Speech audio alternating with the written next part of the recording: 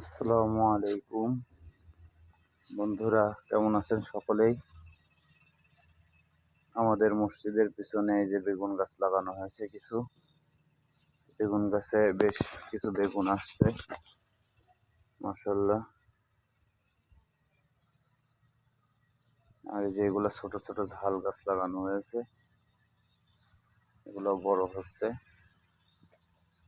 এই যে বেগুন গাছে বেগুন আসছে মাশাআল্লাহ।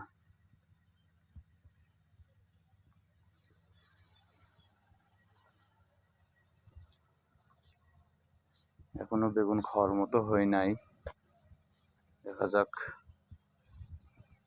যে বেশ ভালোই বড় হয়েছে এগুলা,